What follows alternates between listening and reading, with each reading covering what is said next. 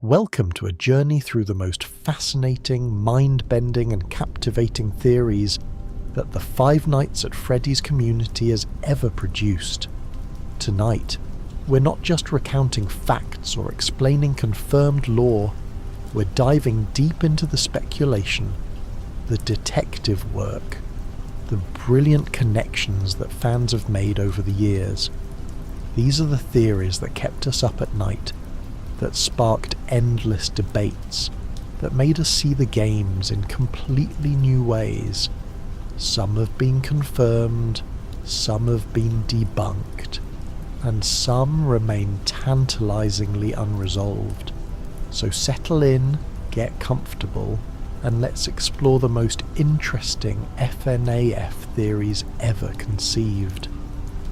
Let's begin with one of the most foundational and important theories in FNaF history.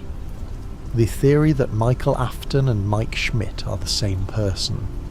When FNaF 1 released, we played as Mike Schmidt, a security guard working the night shift at Freddy Fazbear's Pizza. He seemed like just a regular guy, a protagonist we controlled but didn't really know. Then Sister Location came along and introduced us to Michael Afton, son of William Afton, and everything changed.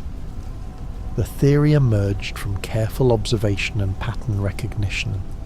In Sister Location's custom night, we hear Michael's voice in a cutscene, speaking directly to his father. He says, "Father, it's me, Michael," establishing his identity clearly.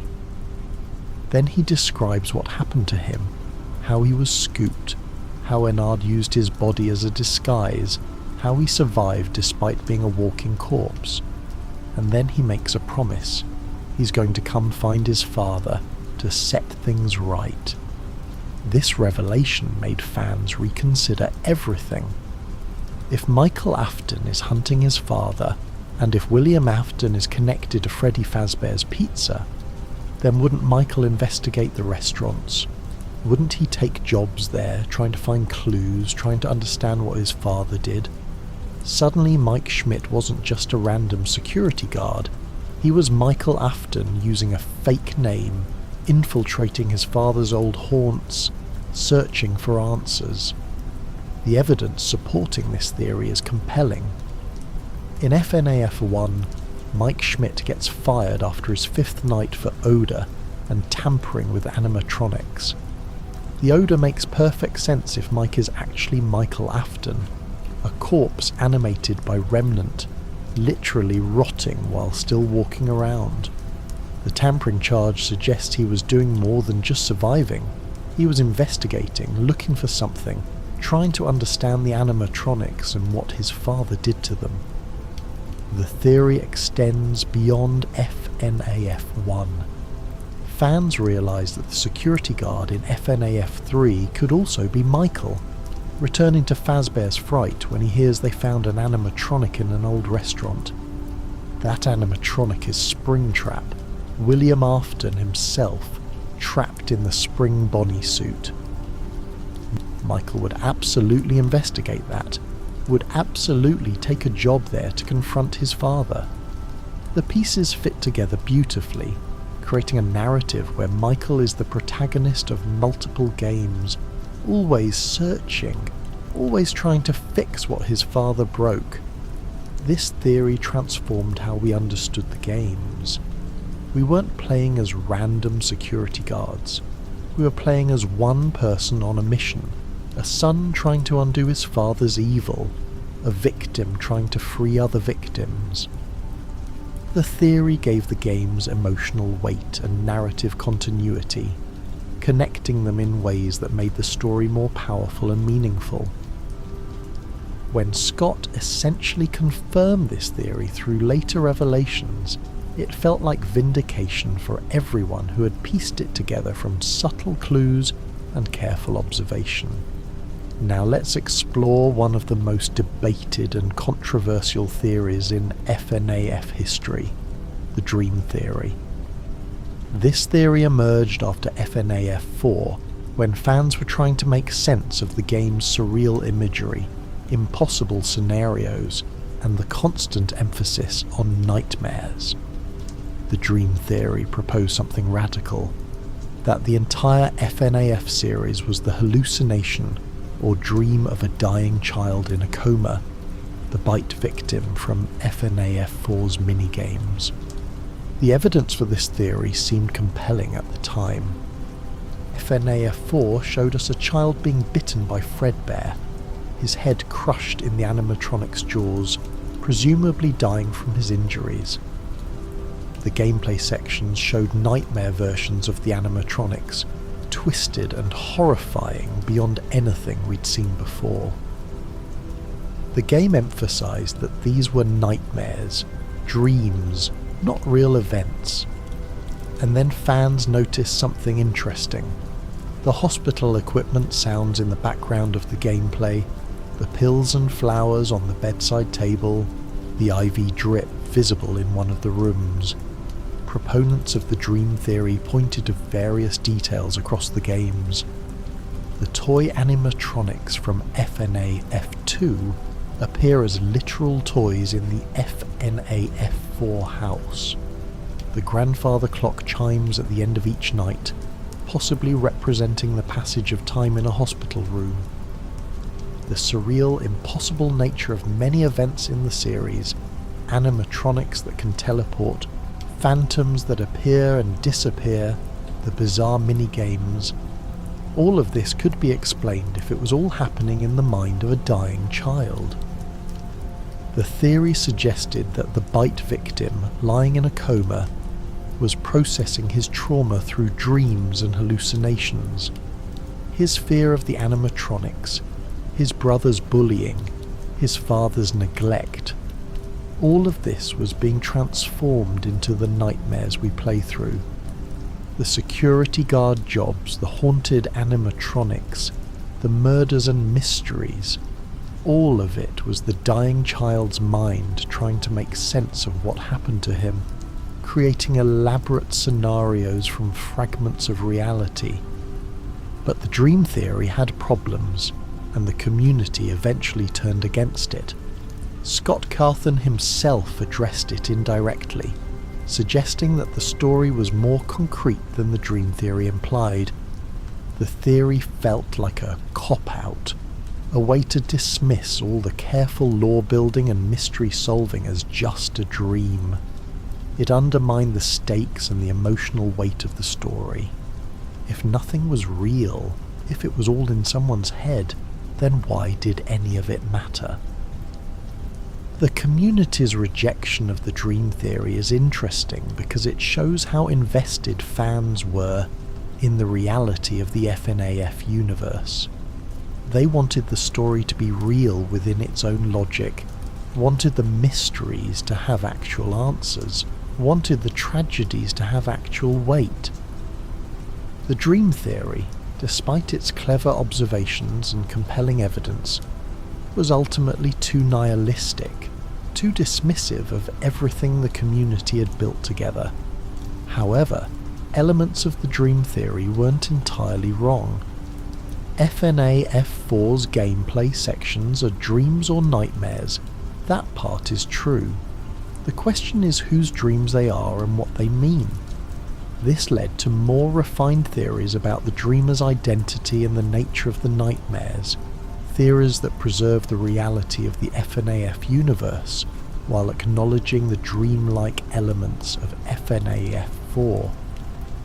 Let's move on to another fascinating theory, the identity of Golden Freddy and the nature of his possession.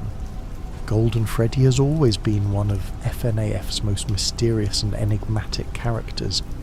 He appears differently than other animatronics, materializing in your office without walking there, disappearing when you look away, crashing your game when he jump scares you.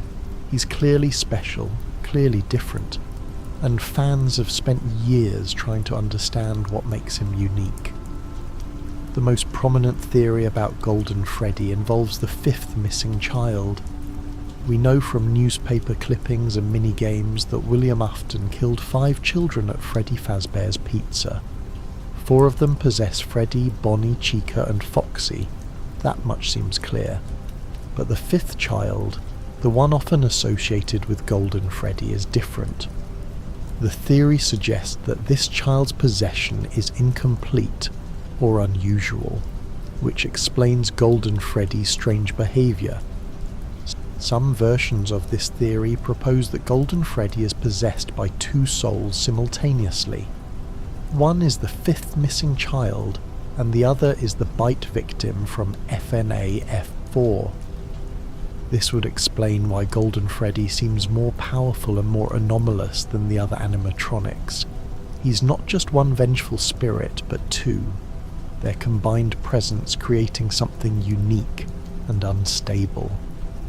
The bite victim, having died in a Fredbear animatronic's jaws, would have a connection to Golden Freddy, who is essentially Fredbear in a different form. The dual soul theory gained traction from various pieces of evidence. In FNaF 4, we see the bite victim's plushies, including a Golden Freddy plush that seems to be watching him, speaking to him. The famous line "It's me" that appears throughout the games could be the bite victim trying to communicate, trying to tell his brother, possibly Michael Afton, that he's still there, still aware. Golden Freddy's ability to appear and disappear, to exist in multiple places, to break the rules that other animatronics follow, all of this could be explained by his unusual possession. Another aspect of the Golden Freddy theory involves the name Cassidy. Through various clues in later games, particularly the logbook, fans determined that one of the spirits associated with Golden Freddy is named Cassidy. This spirit seems to be the most vengeful, the most determined to make William Afton suffer. In Ultimate Custom Night, it's heavily implied that Cassidy is the one creating the nightmare scenario for William, refusing to let him rest, keeping him trapped in an endless cycle of torment. The Golden Freddy theories are fascinating because they touch on so many aspects of FNaF lore. The missing children, the bite victim, the nature of possession, the mechanics of Remnant and souls. Golden Freddy represents the series' most mysterious elements, the parts of the story that remain ambiguous and open to interpretation. Even now, with many FNaF mysteries solved, Golden Freddy retains an aura of enigma, a sense that we still don't fully understand what he is or what he represents. Now let's discuss a theory that completely changed how we understood FNaF 4. The theory that the gameplay sections take place in Michael Afton's nightmares, not the bite victims. This theory emerged as fans tried to reconcile various pieces of evidence that didn't quite fit the assumption that we were playing as the bite victim during the nightmare sections. The evidence for Michael as the dreamer is substantial. First, there's the logbook, which shows that Michael has nightmares about the FNaF 4 bedroom and the nightmare animatronics. He draws them in his security logbook, suggesting these nightmares are something he experiences. Second, there's the fact that the FNaF 4 gameplay includes elements that the bite victim wouldn't know about, like the nightmare animatronics designs, which incorporate features from animatronics that didn't exist yet when the bite victim died. The theory proposes that Michael, racked with guilt over causing his brother's death, experiences nightmares where he relives his brother's trauma from the victim's perspective. He dreams of being in his brother's bedroom, being hunted by twisted versions of the animatronics, experiencing the terror his brother felt. It's a form of psychological torture, Michael's guilt manifesting as nightmares where he becomes his victim, where he experiences the consequences of his bullying. This interpretation adds incredible emotional depth to FNaF 4. The game isn't just about surviving nightmares, it's about guilt, about trauma, about a brother who can't escape what he did.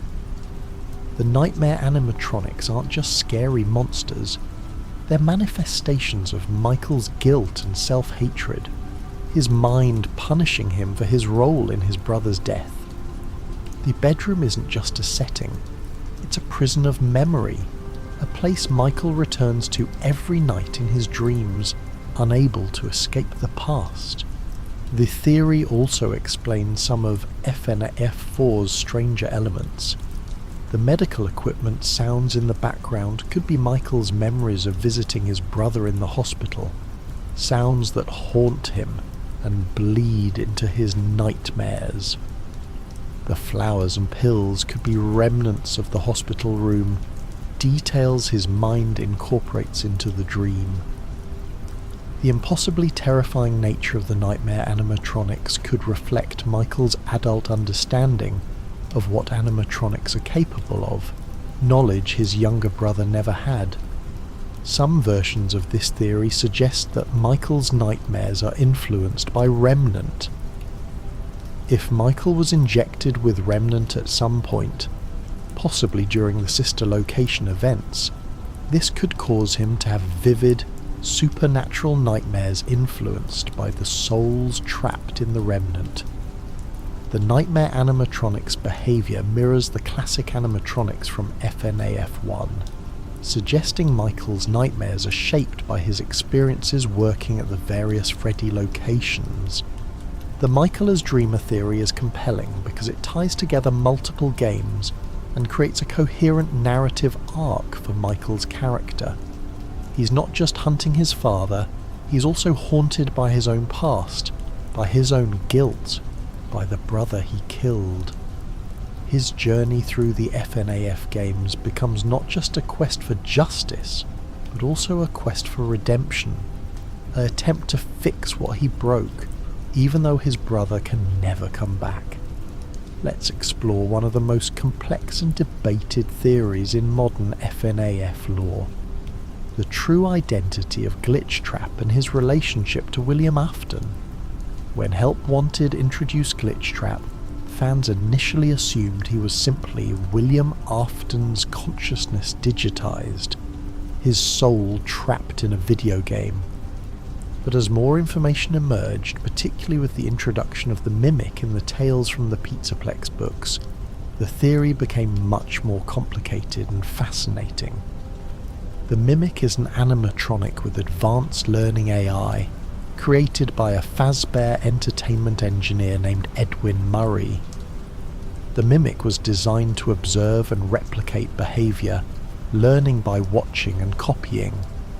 In the books, the Mimic learns violence and murder, becoming dangerous as it mimics the worst behaviours it observes. The theory proposes that Glitchtrap isn't William Afton at all. It's the Mimic's AI, or a version of it, that learned to mimic William Afton so perfectly that it essentially became him. This theory explains several puzzling aspects of the modern FNaF games. If Glitchtrap is the Mimic mimicking Afton, then William Afton himself might actually be dead and gone, finally defeated in Pizzeria Simulator's fire. But his legacy continues through the Mimic, an AI that learned his patterns, his methods, his goals. It's not Afton refusing to die. It's something that learned to be Afton, that copied him so thoroughly it carries on his work. The evidence for this theory comes from multiple sources. In Help Wanted, Glitchtrap behaves like a computer virus, spreading through code, infecting systems. This fits an AI better than a ghost. In Security Breach, the Mimic appears as a physical threat in the ruins beneath the Pizzaplex, suggesting it's been there all along, pulling strings. The way Glitchtrap manipulates Vanessa, turning her into Vanny, mirrors how the Mimic learns and replicates behaviour. It's teaching her to be like William Afton, to continue his work. But there's a counter-theory that's equally compelling, that Glitchtrap is both the Mimic and William Afton somehow merged together. This theory proposes that when Fazbear Entertainment scanned old circuit boards to create their VR game, they accidentally scanned boards that contained both Afton's remnant, his soul or consciousness, and the mimic's AI. The two merged in the digital space, creating something new, an entity that has Afton's memories and personality, but also the mimic's ability to learn, adapt, and spread. This merged entity theory explains why Glitchtrap seems to have genuine knowledge of past events and personal motivations, suggesting he really is Afton, while also behaving like a learning AI that can replicate and spread, suggesting he's the mimic. It's not one or the other, it's both, fused together into something more dangerous than either would be alone. Afton's evil combined with the mimic's capabilities creates a threat that can't be killed, because it exists as code, as data, as information that can be copied and spread. The implications of these theories are profound. If Glitchtrap is just the mimic, then William Afton's story is truly over. He's dead, and what remains is just a copy, an imitation, a ghost of a ghost. But if Glitchtrap is Afton merged with the mimic, then Afton has achieved a twisted form of immortality, becoming something that can never truly die as long as the code exists somewhere. Either way, the theory suggests that the threat in modern FNaF isn't the same as the original threat. It's evolved, changed, become something new, and perhaps even more dangerous. The Glitchtrap theories also raise questions about identity and consciousness. If the mimic can perfectly replicate William Afton, learning his patterns so thoroughly that it acts exactly like him, is there a meaningful difference between the mimic and Afton? If something thinks like you, acts like you, has your memories and motivations, is it you? These philosophical questions add depth to FNaF's horror, making it about more than just jump scares and murder. It's about the nature of evil, whether it can be destroyed or whether it just transforms and continues. Now let's discuss a theory that's both heartbreaking and fascinating. The theory about the puppet's identity and her relationship to Henry Emily. The puppet, also known as the marionette, is one of FNaF's most important characters, and the theory about her true identity transformed how we understood the entire story. The theory proposes that the puppet is possessed by Charlotte Emily, Henry's daughter, and that she was William Afton's first victim. This theory emerged from careful analysis of the minigames, particularly the Give Gifts, Give Life minigame from FNaF 2 and the Security Puppet minigame from Pizzeria Simulator. In these minigames we see a child locked outside a Freddy's location, crying in the rain, while the security puppet is trapped inside, unable to help. William Afton appears and kills the child, and the puppet finally breaks free, crawling outside to find the child's body. The puppet collapses on the child, and the child's soul possesses the puppet. This theory is devastating because it establishes that Henry Emily, the co-founder of Fazbear Entertainment and the series' tragic hero, lost his daughter to his business partner's evil. Charlotte was the first victim, killed before the missing children incident, possibly even before Fredbear's family diner closed. Her death might have been what drove William Afton to continue killing, or it might have been his first experiment with death and possession. The puppet's behaviour throughout the series makes more sense with this theory. She's protective of the other children, giving them gifts and life by helping them possess the animatronics. She's not aggressive like the others, she's trying to help, trying to save them, trying to give them the peace she never had. Charlotte, through the puppet, becomes a guardian figure, watching over the other victims, trying to set things right. The theory also explains the puppet's unique abilities.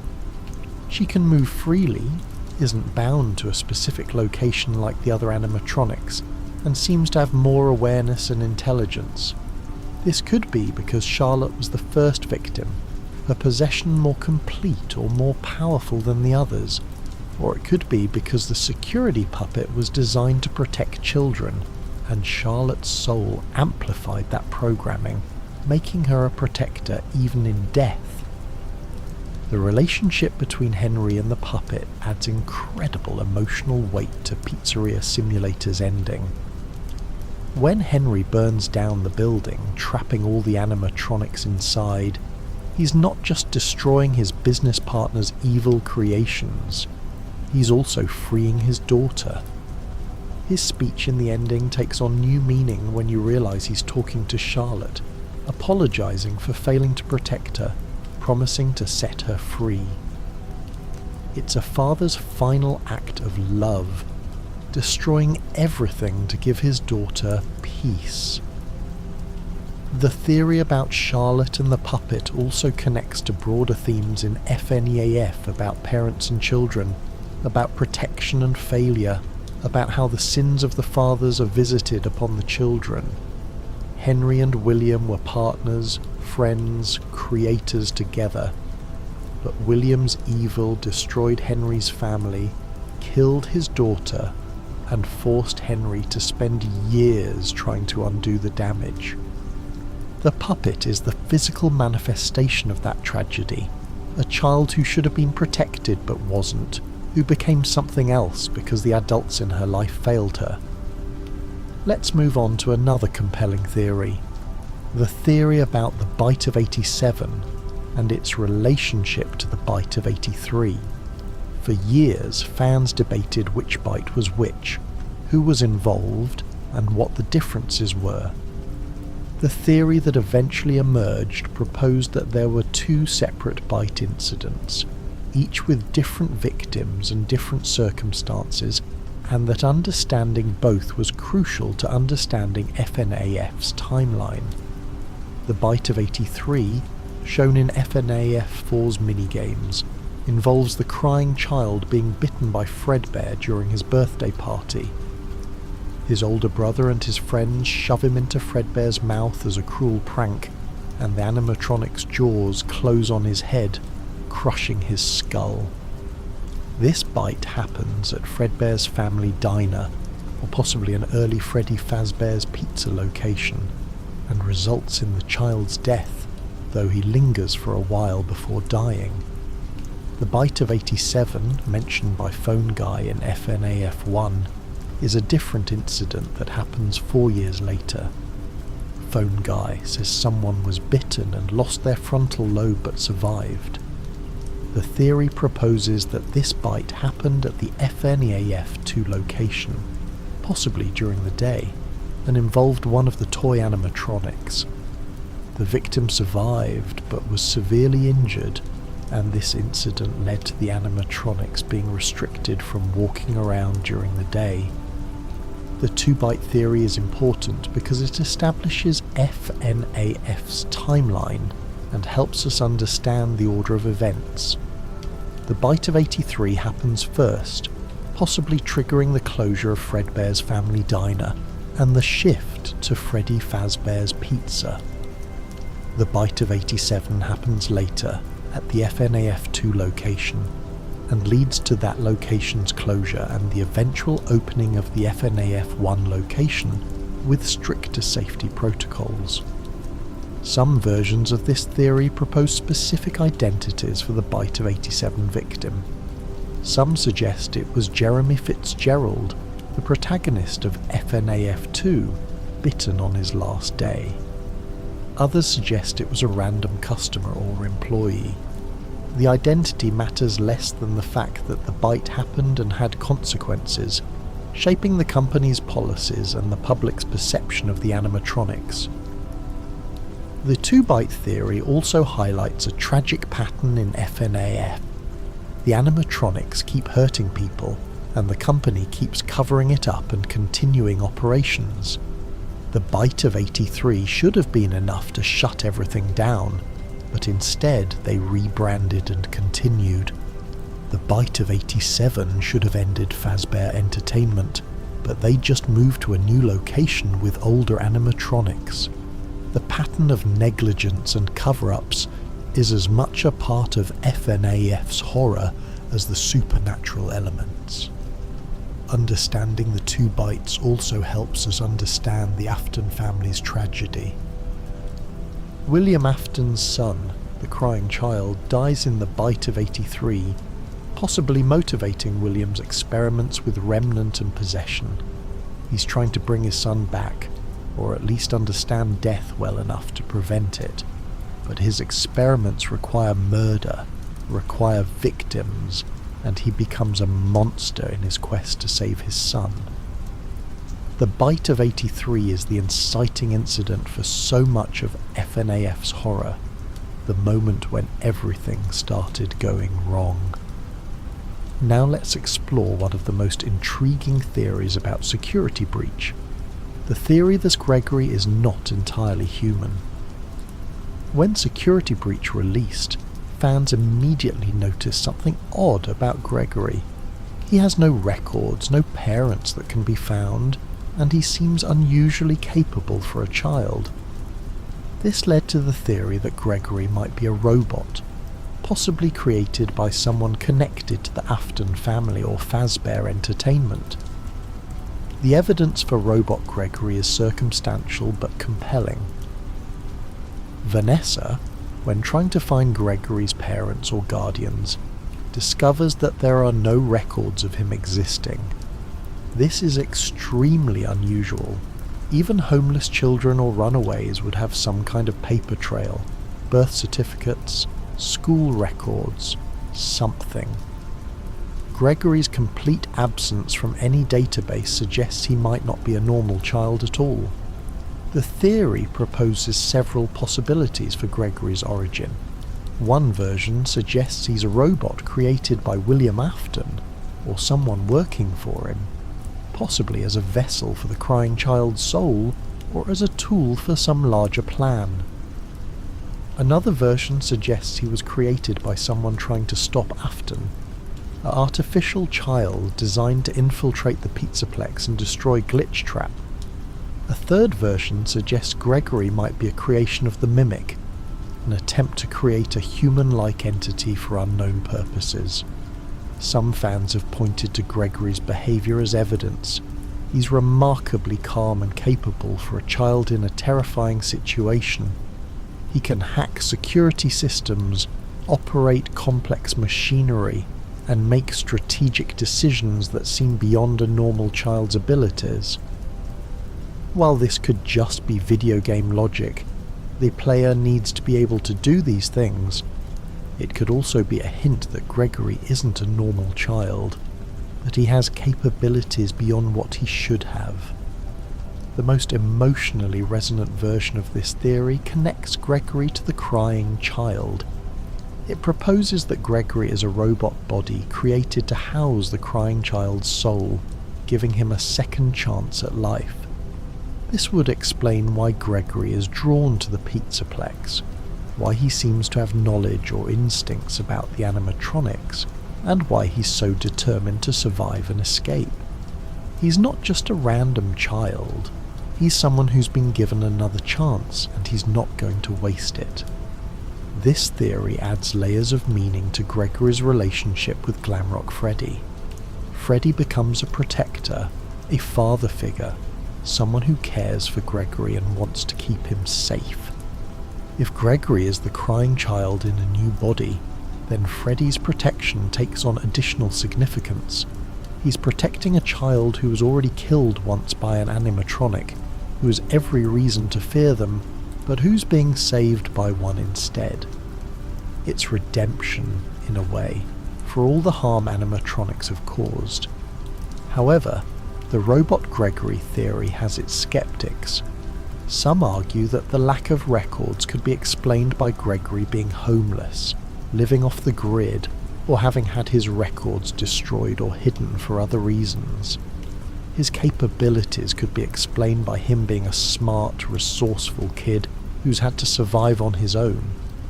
The theory might be reading too much into details that have simpler explanations. Regardless of whether Gregory is a robot, the theory is fascinating because it shows how FNaF fans approach the series, always looking for deeper meanings, always questioning what seems obvious, always considering the possibility that there's more to the story than what's on the surface. The robot Gregory theory might be wrong, but it's the kind of creative, thoughtful speculation that makes the FNaF community so engaging. Let's discuss another theory that's gained traction in recent years. The theory about the shadow animatronics and their true nature. Shadow Freddy and Shadow Bonnie, also known as RWQFS-FAS-XC, appear throughout the series as mysterious, dark figures that don't behave like other animatronics. The theory about their identity and purpose has evolved significantly as more information has been revealed. One prominent theory proposes that the shadow animatronics are manifestations of agony, dark remnant, or negative emotions given form. They're not possessed by specific children like the other animatronics. They're something else, something created by trauma and suffering. Shadow Freddy might be connected to the crying child's death, a manifestation of the agony and fear from the bite of 83. Shadow Bonnie might be connected to William Afton's murders, a shadow of the spring Bonnie suit he wore when killing children. The evidence for this theory comes from how the shadow animatronics behave. They appear and disappear, they don't follow normal rules, and they seem to exist in a state between physical and spiritual. In FNaF 3, Shadow Freddy leads the animatronics to the safe room where William Afton dismantles them, suggesting he might be working with or for Afton. But in other games, the shadow animatronics seem neutral or even helpful, not clearly aligned with either the victims or the killer. Another version of this theory proposes that the shadow animatronics are connected to the springlock failures mentioned in FNaF 3. Phone Guy talks about multiple springlock failures at sister locations, incidents where employees were killed when the springlock suits malfunctioned. The theory suggests that Shadow Freddy and Shadow Bonnie are the spirits of employees who died in springlock failures, trapped in a shadowy form because they died in such a traumatic, unusual way. This springlock victim theory explains why the shadow animatronics look like Freddy and Bonnie but are dark and distorted. They're echoes of the springlock suits, manifestations of the deaths that occurred in those suits. They're not children seeking revenge. They're employees who died horrible deaths, their souls trapped in a form that reflects their trauma. This adds another layer to FNaF's tragedy. It's not just children who suffered, but also employees, people who were just trying to do their jobs and were killed by faulty equipment. A more recent theory proposes that Shadow Freddy is actually connected to the Mimic, or to William Afton's experiments with Agony and Remnant. In this version, Shadow Freddy is a tool or creation of Afton's, something he made or summoned to help him achieve his goals. This would explain why Shadow Freddy leads the animatronics to their destruction in FNaF 3. He's working for Afton, helping him gather the remnant from the destroyed animatronics. The shadow animatronics remain one of FNaF's most mysterious elements, and the theories about them reflect the community's ongoing efforts to understand every aspect of the lore. Whether they're manifestations of agony, spirits of springlock victims, or tools of William Afton, they represent the series' darker, more abstract horror. The idea that suffering itself can take form, that trauma can become a presence, that some things exist in the shadows between life and death. Now let's explore a theory that connects multiple games and creates a fascinating narrative. The theory about William Afton's motivations and his relationship with his family. While we know Afton is a serial killer who murdered children, the theory about why he did it and what he was trying to achieve adds depth to his character and makes him more than just a generic villain. The most compelling version of this theory proposes that William Afton's murders were motivated by a twisted attempt to understand death and achieve immortality, possibly triggered by the death of his son in the Bite of 83. According to this theory, Afton was devastated by his son's death and became obsessed with finding a way to bring him back, or at least understand what happens to the soul after death. Afton discovered or theorized that strong emotions, particularly the fear and agony of dying, could cause a soul to linger and possess nearby objects, particularly animatronics.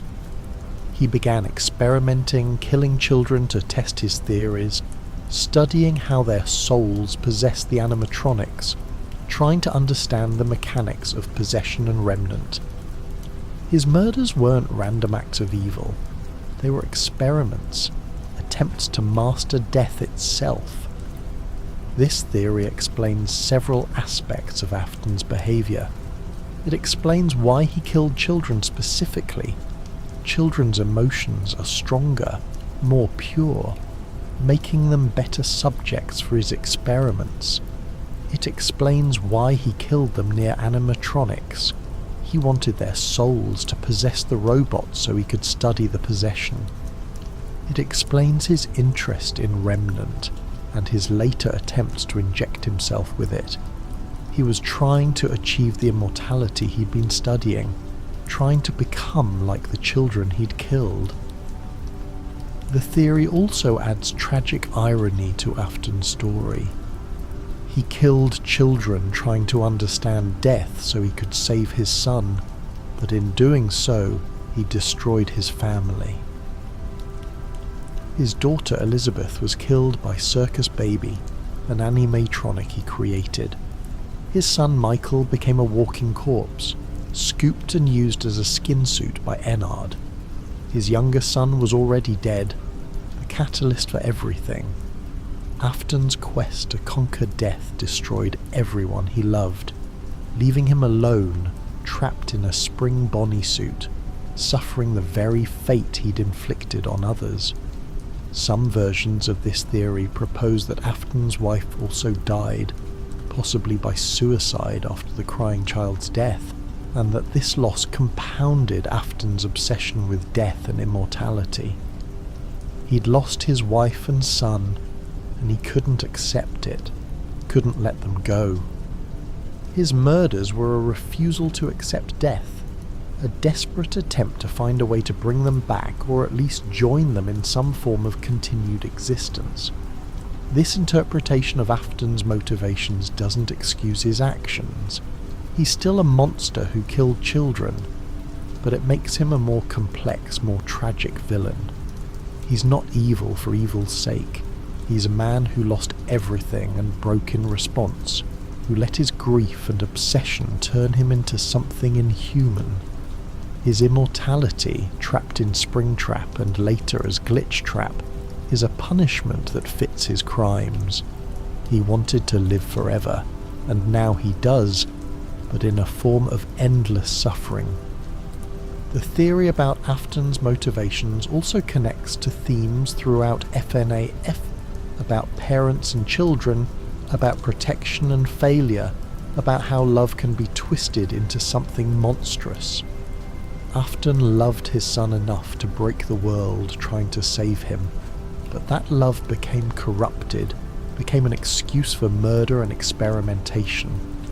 He's a dark mirror to Henry Emily, another father who lost a child but responded with grief and determination to set things right rather than with murder and obsession. Let's explore one of the most mind-bending theories in FNaF lore, the theory about the nature of Ultimate Custom Night and what it represents. When Ultimate Custom Night released, it seemed like a fun challenge mode, a way to fight against every animatronic in the series with customizable difficulty. But fans quickly realised there was more to it, that UCN might actually be a canonical part of the story with profound implications for William Afton's fate. The theory proposes that Ultimate Custom Night is William Afton's personal hell, a nightmare prison created by one or more of his victims to torture him for eternity.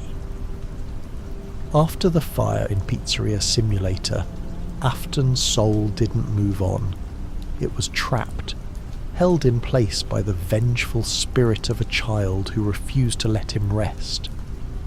That child, identified through various clues as Cassidy, the spirit possessing Golden Freddy, created a nightmare scenario where Afton must face all the animatronics he created or influenced, dying over and over, never escaping, never finding peace.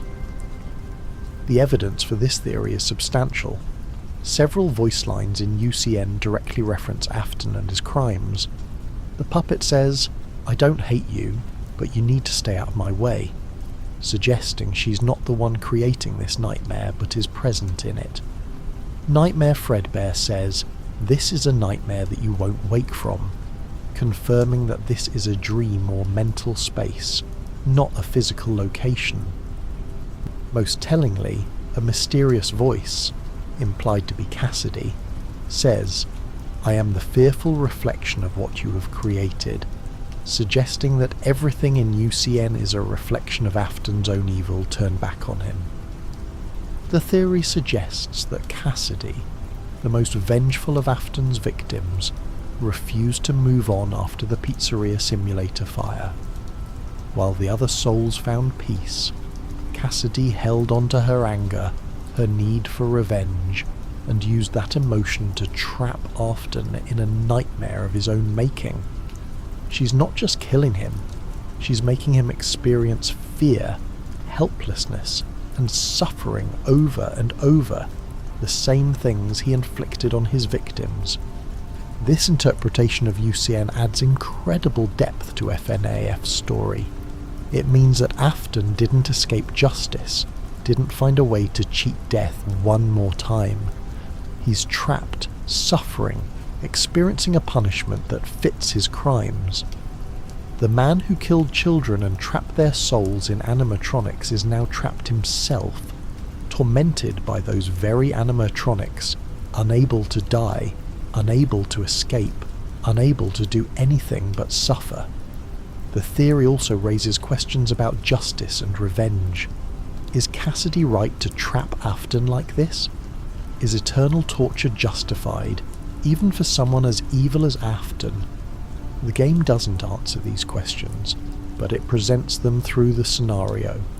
Cassidy's refusal to let go, her determination to make Afton suffer, is understandable given what he did to her, but it also means she can't move on, can't find peace. She's trapped too, in a way, bound to Afton by her need for revenge. Some versions of this theory propose that UCN isn't just Cassidy's creation, but a collaborative effort by multiple spirits, or that it's maintained by the entity known as the one you should not have killed. Possibly Cassidy, possibly the crying child, possibly both working together. This would explain the complexity and variety of UCN's challenges. It's not one person's nightmare, but a collective punishment created by all of Afton's victims. The UCN as Hell theory also connects to later games, particularly Help Wanted and Security Breach. If Afton was trapped in UCN, how did he escape to become Glitchtrap? The theory proposes that Fazbear Entertainment's scanning of old circuit boards somehow pulled Afton out of his nightmare prison, digitizing him and giving him a new form. Or if Glitchtrap is the mimic rather than Afton, then Afton might still be trapped in UCN, while something mimicking him causes problems in the real world. This creates a fascinating scenario. Afton might be simultaneously trapped in eternal torment and causing new problems through a digital copy or AI mimicking him. He's both defeated and still dangerous, both punished and still threatening. It's a perfect encapsulation of FNaF's themes about how evil persists, how the past never truly dies, how the consequences of actions ripple forward through time. Now let's discuss a theory that's both technical and fascinating. The theory about the Funtime animatronics and their true purpose. When Sister Location introduced the Funtime animatronics, they seemed like a new generation of entertainment robots, more advanced and sophisticated than the originals. But the theory about their real purpose revealed something much darker and more disturbing. The theory proposes that the Funtime animatronics were designed by William Afton specifically for kidnapping and killing children. They weren't entertainment robots that happened to be dangerous. They were murder machines disguised as entertainment robots. The evidence for this is found in the blueprints shown in Sister Location, which reveal that the Funtime animatronics have internal compartments designed to capture and store children. Circus Baby's blueprint explicitly shows a claw mechanism designed to grab children and pull them into her torso, where they would be trapped and killed. This is exactly what happened to Elizabeth Afton. Baby grabbed her and pulled her inside, killing her. But Elizabeth's death wasn't a malfunction or accident. It was the animatronic working exactly as designed. Afton created Baby to kill children, and she did, starting with his own daughter. The theory extends to the other Funtime animatronics.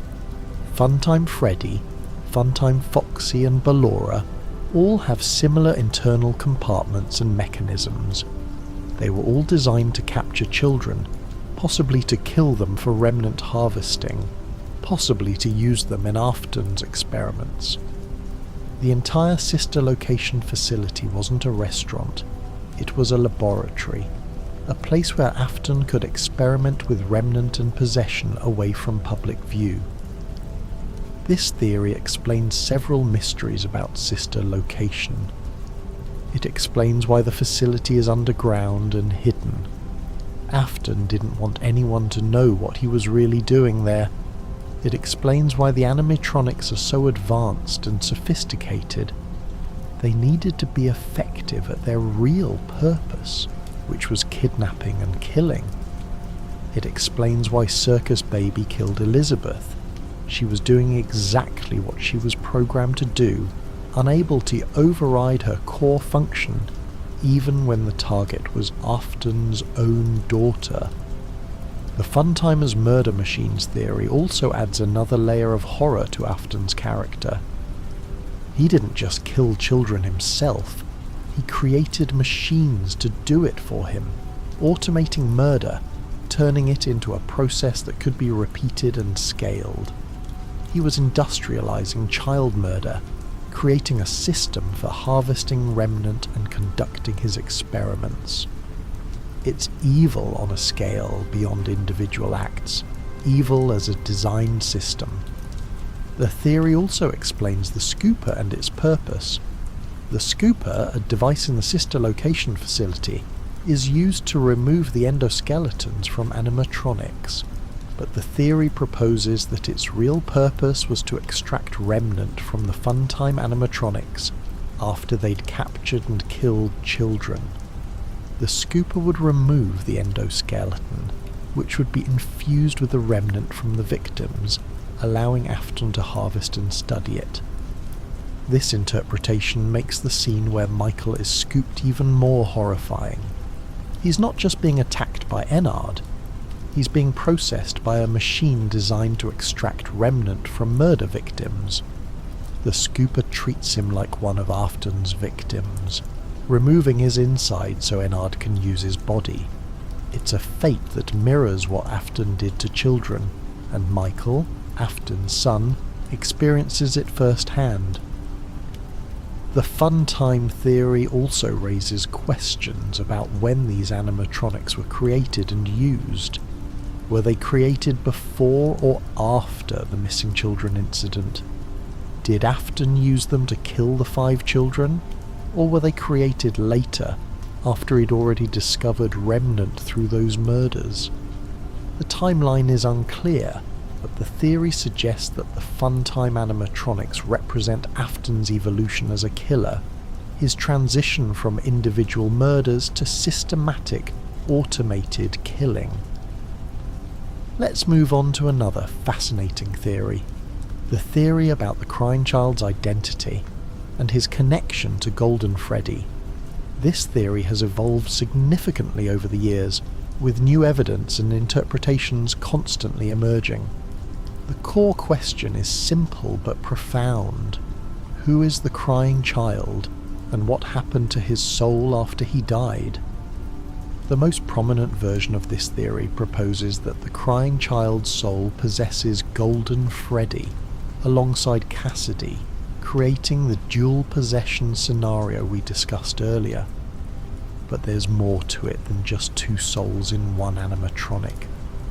The theory suggests that the crying child's possession is different from the other children's, that his death was different, and that his role in the story is more complex than it initially appears.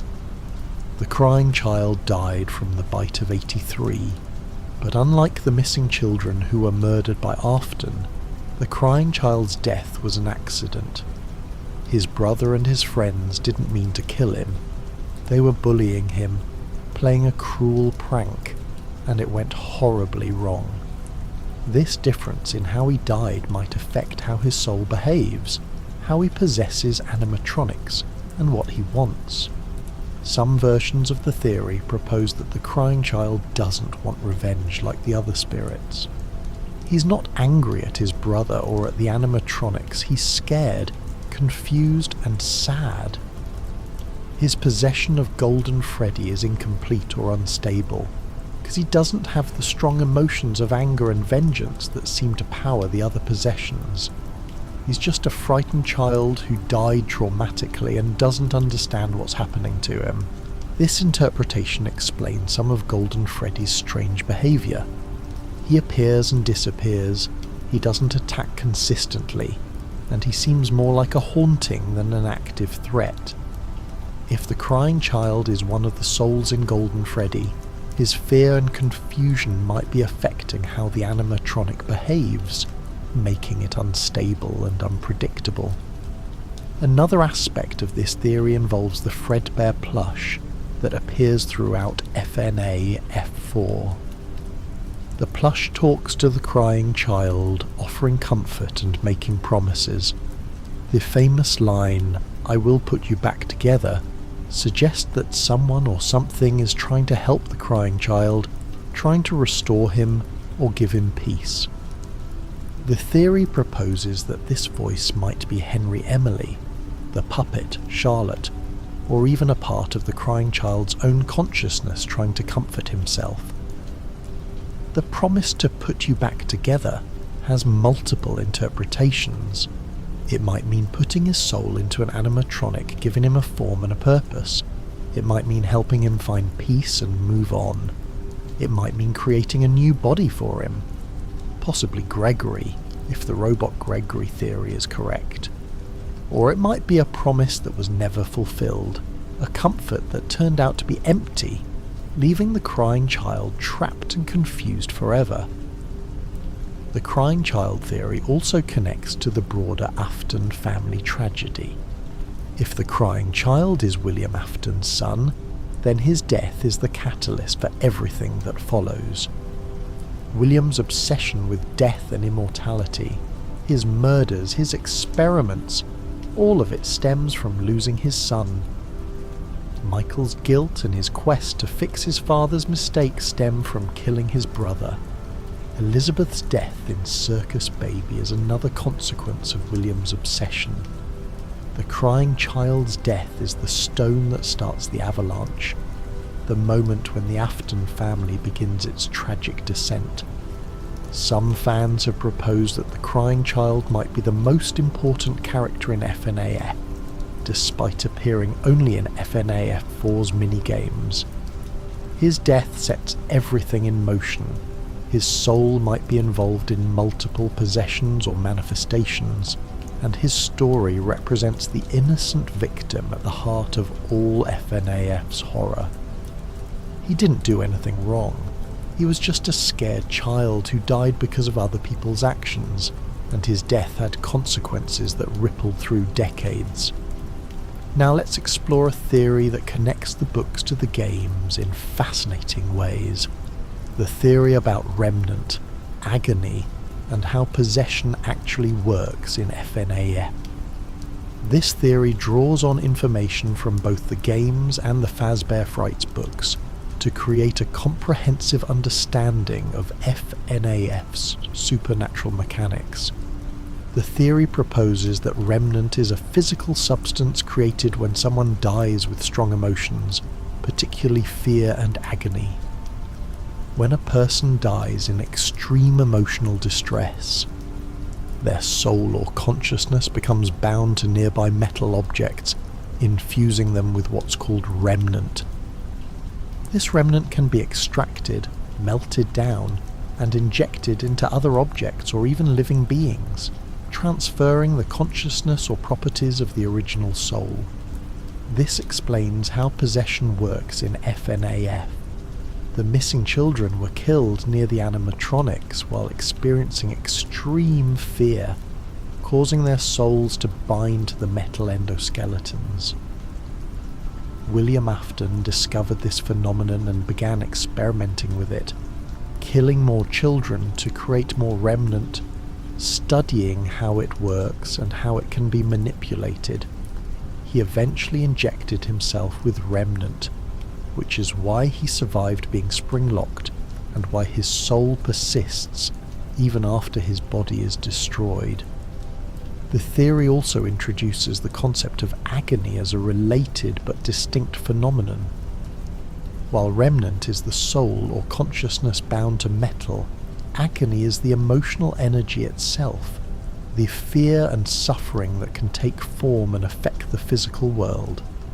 Agony can create shadow entities, can influence animatronics' behaviour, and can persist in locations where traumatic events occurred. It's the reason why Freddy Fazbear's pizza locations feel haunted even before the murders. They're places where children experience fear and stress, and that emotional energy accumulates. This framework explains many of FNaF's supernatural elements. It explains why the animatronics are aggressive. They're driven by the agony of their deaths, by the fear and pain they experienced. It explains why some spirits are more powerful than others. The intensity of their death and the strength of their emotions determine how much remnant they create. It explains why William Afton keeps coming back. He's infused with so much remnant from so many victims that his consciousness is incredibly persistent and hard to destroy. The remnant theory also explains the scooper's true purpose. When the scooper is used on an animatronic, it injects remnant into the endoskeleton, either to strengthen the possession or to transfer remnant from one animatronic to another. When Michael is scooped, he's injected with remnant from the Funtime animatronics, which is why he survives as a walking corpse. The remnant keeps his body animated even though he should be dead. Some versions of this theory propose that there are different types or qualities of remnant. Remnant from children might be different from remnant from adults. Remnant created through murder might be different from remnant created through accidents. Remnant that's been melted and injected might behave differently from remnant that's naturally bound to an object. These variations could explain why different possessed animatronics behave differently, and why some supernatural phenomena in FNaF are more powerful than others. The agony aspect of the theory connects to the shadow animatronics, the nightmare animatronics, and other entities that don't seem to be straightforward possessions. These might be manifestations of pure agony, emotional energy given form without a specific soul attached. They're not ghosts in the traditional sense, they're the trauma itself, the suffering made manifest, haunting the places and people connected to the original pain. This theory also has implications for how FNaF's story can end. If Remnant and Agony are the forces keeping the spirits trapped, and the horror continuing, then destroying all the Remnant and dissipating the Agony would free the spirits and end the cycle. This is essentially what Henry tries to do in Pizzeria Simulator. He gathers all the possessed animatronics and burns them, using heat to destroy the Remnant and free the souls. The fire is not just physical destruction, it's spiritual cleansing, a way to break the bonds that keep the dead from moving on. Let's discuss another compelling theory, the theory about Phone Guy's identity and his role in FNaF's story. Phone Guy appears in multiple games, providing instructions and information to the player, but his true identity and motivations have been the subject of much speculation. The theory about who he really is adds depth to his character and connects him to the larger story in interesting ways. One version of this theory proposes that Phone Guy is a knowing accomplice to William Afton's crimes, or at least someone who suspects what's happening but chooses to cover it up to protect the company. The evidence for this comes from how Phone Guy talks about the animatronics and the incidents at Freddy's. He downplays danger, makes excuses for the animatronics' behaviour, and seems more concerned with protecting the company's reputation than with employee safety. In FNaF 1, Phone Guy mentions the bite of 87, but frames it as an isolated incident, not part of a pattern of danger. He talks about the animatronics' aggressive behaviour, but attributes it to their programming or mechanical issues, never suggesting they might be possessed or dangerous. He tells you not to worry about the rumours, to just focus on your job, to not ask too many questions. This could be innocent, he's just a company man doing his job, or it could be more sinister, a deliberate attempt to keep employees ignorant of the real danger. Another version of the theory proposes that Phone Guy is actually Henry Emily, the co-founder of Fazbear Entertainment.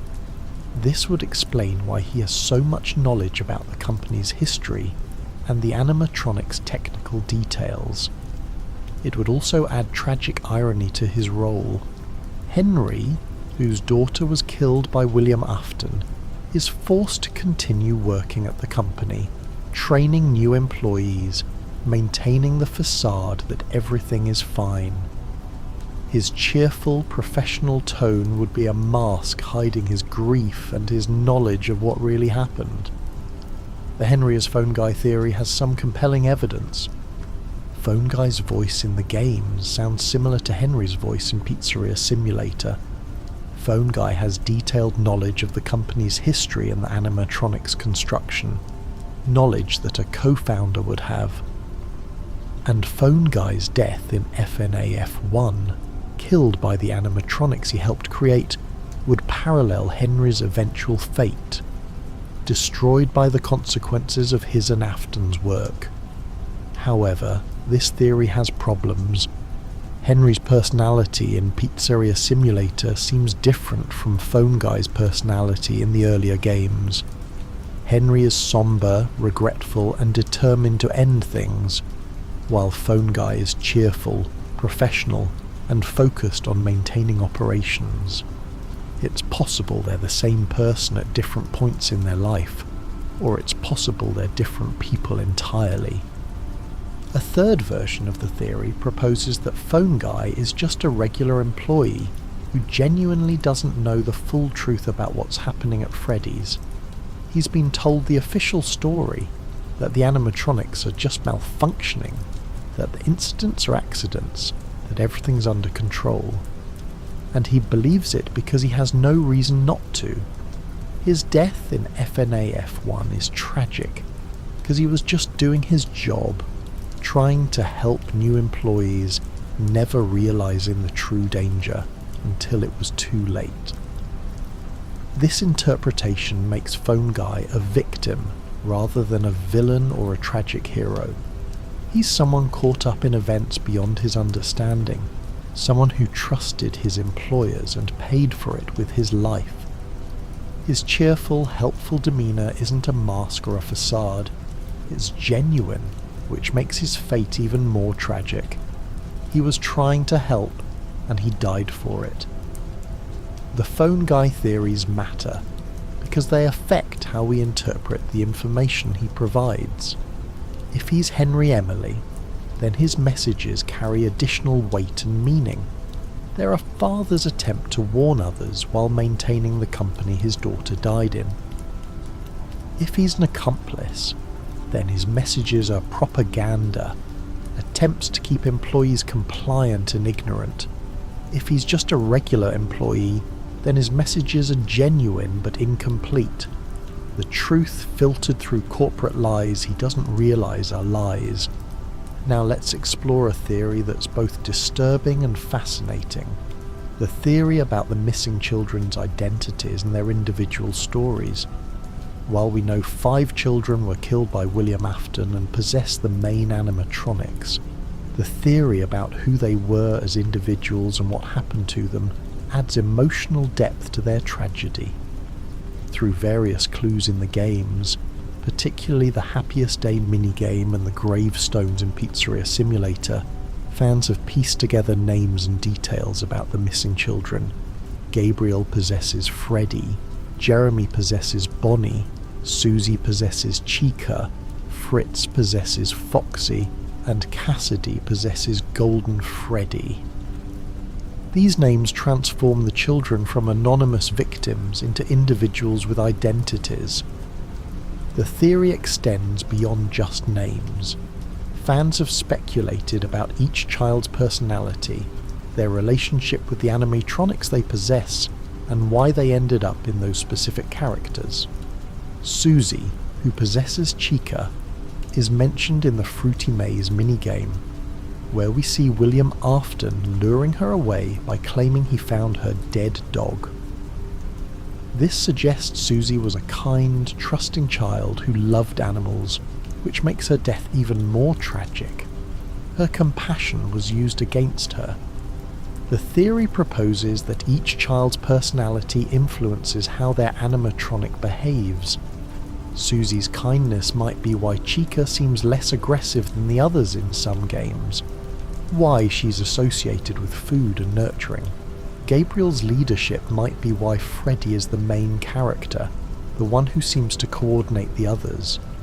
Cassidy's anger and determination might be why Golden Freddy is so powerful and vengeful, why she's the one who refuses to let William Afton rest.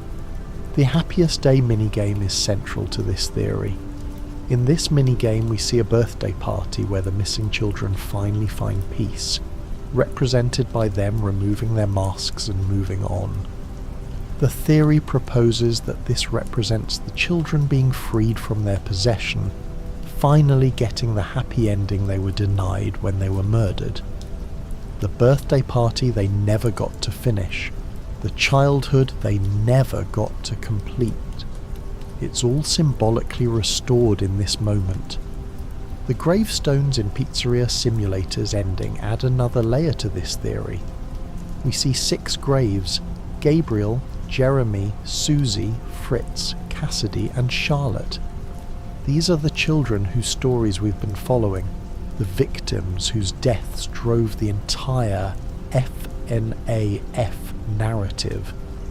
Seeing their names on gravestones, knowing they've finally been laid to rest, provides closure to their stories. They're not just possessing animatronics anymore. They're at peace, remembered, honoured. The theory about the missing children's individual identities matters because it reminds us that these weren't just plot devices or game mechanics. They were children. They had names, personalities, families, lives that were cut short by William Afton's evil. The horror of FNaF isn't just about jump scares and creepy animatronics. It's about the tragedy of children who died too young, who suffered, who were trapped for decades before finally finding peace. Some versions of this theory extend to other victims beyond the original 5. The puppet, Charlotte Emily, is often included as a 6th victim, the first child killed by Afton. The bite victim might be a 7th, depending on how you interpret his fate. Elizabeth Afton, killed by Circus Baby, is another child victim, though her story is separate from the missing children incident. The theory proposes that FNaF's story is ultimately about all these children, all these young lives destroyed by adult evil and negligence. Let's move on to another intriguing theory, the theory about the FNaF timeline and how the games fit together chronologically. This might seem straightforward, but the timeline has been one of the most debated aspects of FNaF lore, with different theories proposing different orders for events and different interpretations of when things happen. The most widely accepted timeline theory proposes the following order. First, Fredbear's family diner operates with Henry Emily and William Afton as partners. Charlotte Emily is killed by Afton outside the diner, becoming the puppet. The bite of 83 occurs, killing the crying child and possibly leading to Fredbear's closure. Freddy Fazbear's Pizza opens, and the missing children incident occurs. Afton kills 5 children who possess the animatronics. The timeline continues with the FNaF 2 location opening, featuring the toy animatronics and the withered versions of the original animatronics. The bite of 87 occurs here, leading to the location's closure. The FNaF 1 location opens with the repaired original animatronics, and this is where Michael Afton as Mike Schmidt works. After FNaF 1's location closes, Fazbear's Fright opens years later as a horror attraction, where Michael confronts his father in the Springtrap suit. Sister locations events are harder to place in the timeline. Some theories propose it happens before FNaF 1, with Michael being scooped and then working at the FNaF 1 location as a corpse. Others propose it happens after FNaF 1 but before FNaF 3. The exact placement affects how we understand Michael's journey and his motivations. Pizzeria Simulator happens after FNaF 3, with Henry gathering all the remaining animatronics for the final fire. Help Wanted and Security Breach happen years later, in a more modern era. But there are alternative timeline theories that propose different orders. Some suggest that Sister Location happens much earlier, possibly even before the missing children incident. Some propose that FNaF 4's gameplay sections happen during or after FNaF 1, with Michael having nightmares about his brother's death.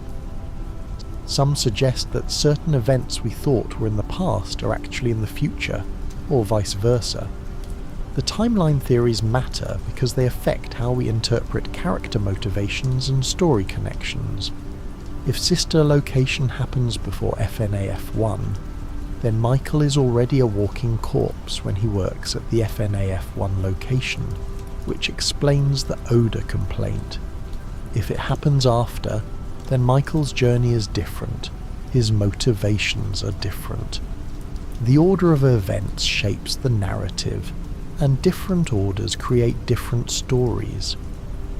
One of the most interesting aspects of timeline theories is how they handle the 4 games, 1 story concept that Scott Cawthon mentioned. He said that the first 4 games tell one complete story, but fans have debated what that story is and how it's told across those games. Some theories propose that the story is about the missing children and their eventual peace. Others propose it's about the Afton family's tragedy. Others suggest it's about Henry and William's partnership and its consequences. The timeline theories also have to account for the books, the Silver Eyes trilogy and the Fazbear Fright stories. These books are in a different continuity from the games, but they contain clues and concepts that apply to the game timeline. Figuring out what's canon, what's parallel, and what's just different is part of the challenge of constructing a coherent timeline. Now let's discuss a theory that's gained prominence with the newer games, the theory about Vanny and her relationship to Vanessa and the Glitchtrap entity. When Help Wanted introduced Vanessa and the Vanny persona, fans immediately began theorising about their connection and what it meant for FNaF's story. The most straightforward version of this theory proposes that Vanessa is a normal person who was corrupted by Glitchtrap while beta testing the Help Wanted VR game.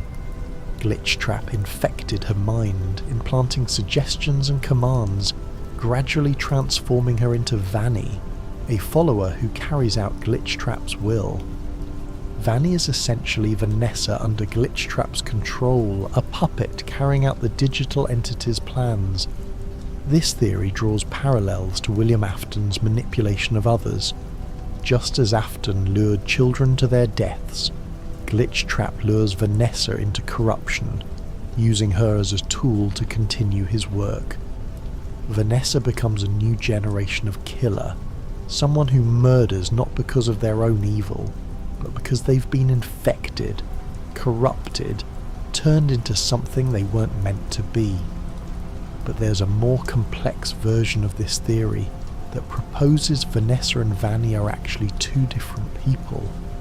In this interpretation, Vanessa is a security guard at the Pizzaplex who's trying to stop Vanny, not the same person as her. Vanny is someone else entirely, possibly another person corrupted by Glitchtrap, possibly even a digital entity given physical form. This theory attempts to explain some of the confusing elements in Security Breach, where Vanessa and Vanny seem to be in different places at the same time. A third version proposes that Vanessa has a split personality or dissociative identity disorder, with Vanny being an alternate personality created or amplified by Glitchtrap's influence. In this interpretation, Vanessa genuinely doesn't remember what she does as Vanny, and Vanny might not be fully aware of Vanessa. They share a body but are distinct consciousnesses, fighting for control. The Vanny theories also connect to larger questions about Glitchtrap's nature and goals. If Glitchtrap is William Afton, then corrupting Vanessa is his way of continuing his murders from beyond death, using a living person as his instrument. If Glitchtrap is the mimic, then corrupting Vanessa is the AI learning to manipulate humans, mimicking Afton's methods of control and murder. Either way, Vanny represents a new form of threat, not a possessed animatronic, but a corrupted human, someone who should be safe but has been turned into a danger. The theory about Vanny's motivations is also interesting. Is she fully controlled by Glitchtrap, with no will of her own? Or does she retain some agency, some part of herself that's choosing to follow Glitchtrap's commands? Some interpretations suggest that Vanessa is fighting the corruption, trying to resist Vanny's influence, creating an internal struggle. Others suggest that Vanny has embraced the corruption, that some part of Vanessa wanted this transformation, wanted to be part of something larger and darker. The Princess Quest minigames in Help, Wanted and Security Breach seem to represent Vanessa's struggle against Glitchtrap's control. In these games, a princess fights against a digital entity, eventually freeing herself. The theory proposes that this represents Vanessa's consciousness fighting back, trying to break free from Glitchtrap's influence. Successfully completing Princess Quest might represent Vanessa overcoming the corruption, defeating Vanny, and reclaiming her identity. let's explore another fascinating theory. The theory about the Afton family's complete structure and the relationships between its members. While we know William Afton had at least 3 children, Michael, Elizabeth and the crying child, the theory about the family's dynamics and the mother's role adds depth to their tragedy. The most prominent aspect of this theory concerns Mrs. Afton, William's wife and the children's mother. She never appears in the games and is barely mentioned, which has led to extensive speculation about her fate.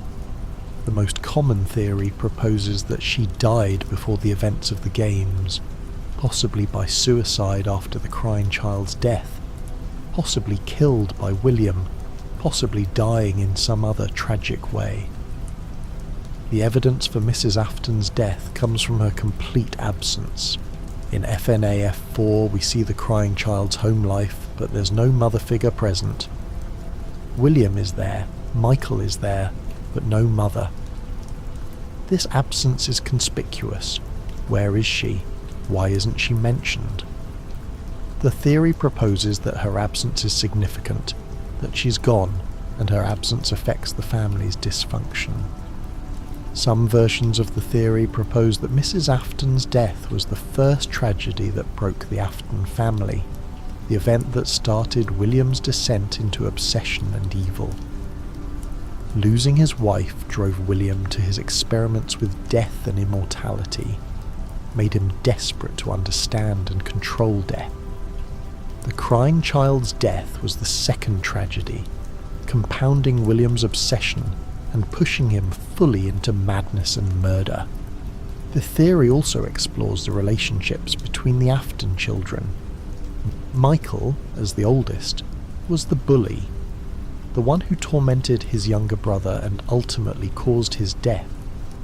This suggests a troubled family dynamic, possibly Michael acting out because of his mother's absence or his father's neglect. Elizabeth, the middle child, was curious and disobedient, ignoring her father's warnings about circus baby, which led to her death. The crying child was fearful and traumatized, possibly by his family situation, possibly by something else.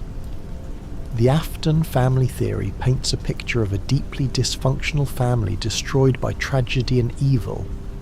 William, the father, becomes a serial killer. Michael, the oldest son, kills his brother and spends his life trying to atone. Elizabeth, the daughter, is killed by her father's creation. The crying child, the youngest, dies in a tragic accident. Mrs. Afton, the mother, is absent, possibly dead, unable to hold the family together. It's a complete family tragedy, every member either dead, corrupted, or destroyed by the consequences of William's actions. Some theories propose that the family's dysfunction predates the tragedies, that William was always cruel or neglectful, that the family was already broken before anyone died. Others suggest that the family was normal until tragedy struck, that the deaths and William's response to them are what broke everything. Either way, the Afton family represents FNaF's exploration of how evil affects families, how one person's actions can destroy everyone around them, how tragedy ripples through generations. The theory also explores parallels between the Afton family and the Emily family. Henry Emily lost his daughter Charlotte to William's evil, but Henry responded with grief and determination to set things right. William lost his son, and possibly his wife, and responded with obsession and murder. The two families are mirrors of each other, showing different responses to tragedy, one trying to heal and fix, the other descending into evil and destruction. Now let's discuss a theory that connects to the very structure of FNaF storytelling. The theory about the minigames and what they represent. Throughout the series, minigames appear between nights or after deaths, showing scenes from the past in a simplified 8-bit style. The theory about what these mini-games are and who's experiencing them adds layers to how we understand FNaF's narrative. One version of this theory proposes that the mini-games are memories, either from the player character or from the animatronics themselves. When we play as Michael Afton in various games, the mini-games might be his memories of his childhood, his brother's death, his family's tragedy. When we die and see mini-games, they might be the animatronics' memories, showing us what happened to them, how they died, what they experienced. Another version proposes that the mini-games are supernatural visions or communications. The spirits trapped in the animatronics are trying to tell us their stories, showing us what happened to them through these simplified representations. The 8-bit style isn't just an aesthetic choice, it's how the spirits can communicate, translating their memories and experiences into a form we can perceive and understand. A third version suggests that the mini-games are metaphorical or symbolic rather than literal. They're not showing us exactly what happened, but rather representing events in a simplified symbolic way. The purple figure representing William Afton isn't literally purple. That's just how the minigame represents him, making him visually distinct and symbolically associated with death and evil. The simplified graphics aren't how things actually looked. They're a stylized representation of events. The minigame theory matters because it affects how we interpret the information they provide. If they're literal memories, then everything we see in them actually happened that way. If they're symbolic, then we need to interpret them, figure out what the symbols mean, and what events they're representing. If they're supernatural communications, then we need to consider who's sending them and why, what they're trying to tell us. Some of the most important mini-games in FNaF are the ones that show the missing children incident, the Bite of 83, and the Happiest Day. These mini-games provide crucial lore information, but they also raise questions. Who's showing us these events? Why are we seeing them? What do they want us to understand? The theory proposes that these aren't just cutscenes, they're part of the story, communications from the dead, attempts by the victims to make their stories known. The Give Gifts, Give Life minigame is particularly interesting for this theory. We play as the puppet, giving gifts to 4 dead children, and then giving them life by helping them possess the animatronics. This minigame seems to be from the puppet's perspective, showing us what Charlotte did after she died, how she helped the other children. It's not just showing us what happened, it's showing us the puppet's role, her agency, her choice to help rather than just haunt. The Happiest Day minigame is another crucial example. We see a birthday party where the missing children finally find peace, removing their masks and moving on.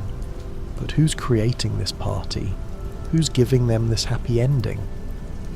The theory proposes it might be the player, might be the puppet, might be some combination of forces working together to free the children.